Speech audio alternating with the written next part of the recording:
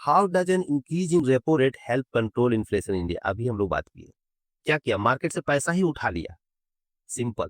देखते हैं क्या इंक्रीजेज मनी सप्लाई। नहीं, मनी सप्लाई इंक्रीज करेगा तो मार्केट में पैसा बढ़ जाएगा।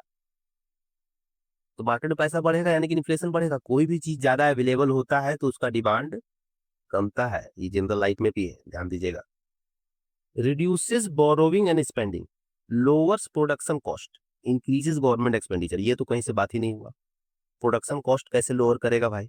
अगर हम पैसा कम कर दे रहे हैं मार्केट से, प्रोडक्शन कॉस्ट कैसे लोअर करेगा? नहीं मैच हो रहा है। देखिए, बोरोविंग एंड स्पेंडिंग रिड्यूस करता है। अभी हम लोग बात किए कि बैंक जो है जब रेपो रेट बढ़ा देगा तो बैंक भी कतराएगा आरबीआई से लोन लेने में, जिस कारण से बैंक फर्दर लोन देने में ये होगा, क्योंकि भाई अब अभी हम रेपो रेट बढ़ा दिए जिस कारण से हमारा जो लेंडिंग रेट है वो भी बढ़ जाएगा और हमारे पास पैसा भी कम हो जाएगा बैंक के पास लोन देने के लिए।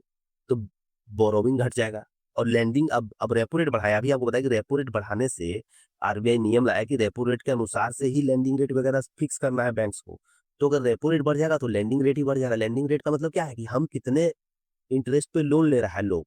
तो अगर लेंडिंग रेट बढ़ जाएगा तो लोग अभी रुकेगा, कहेगा अभी नहीं लोन लेंगे भाई, अभी बैंक का इंटरेस्ट घटने दो तब लोन लेंगे।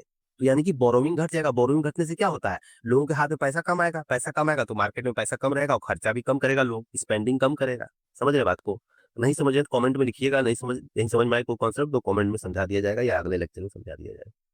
Next question, what is the impact of high cash reserve ratio on inflation? चलिए, एक नया वर्ड है हाई कैश रिजर्व रेशियो, यही समझते हैं इसको।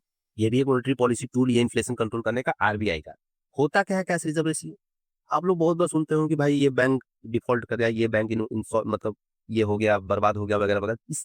ये सब चीजों को बचाने के लिए आरबीआई का एक नियम है कि आप जो है अभी शायद 4% है सीआरआर, ये याद रखिएगा, एग्जाम पूछ सकता है। तो देखिए, बैंक आरबीआई का पॉलिसी है कि जो भी बैंक है, ठीक है, उनको अपने टोटल डिपॉजिट का net demand and time deposit जो उनके पास है उनका जो है 4% आरबीआई के पास कैश में रखना पड़ेगा। ये ध्यान में दीजिएगा, कैश में रखना है। पूरा प्योर कैश में आरबीआई को रखना पड़ेगा। इस पे आरबीआई कोई इंटरेस्ट नहीं देगा बैंक को। सिंपल इसलिए रखना पड़ेगा कि कल होकर तुम बर्बाद हो गए तो तुम्हारे कंज्यूमर्स को कुछ तो दे सके या फिर तुमको ही बचा सके इन पैसों से। तो सीआरआर वही है। लेकिन अभी सीआरआर करता क्या है? बैंक का 4% पैसा आरबीआई के पास रखवा देता है। तो इससे होता क्या है? बैंक के पास थोड़ा सा जितना पैसा था उससे 4% पैसा कम रह जाएगा तो थोड़ा सा तो कम लोन देगा मार्केट में। तो अगर सीआरआर ज्यादा हाइयर है, हाइयर कैश रिजर्व, यानी कि सीआरआर बहुत ज्यादा रखवा लिया, यानी कि बैंक से पैसा कैश उठा के आरबीआई अपने पास रख लिया। तो इससे हुआ क्या? बैंक के पास पैसा कम रह गया। बैंक के पास पैसा कम रह गया तो उससे क्या होगा? वो आगे लोन कम देगा, बोरोविंग कम करवा पाएगा।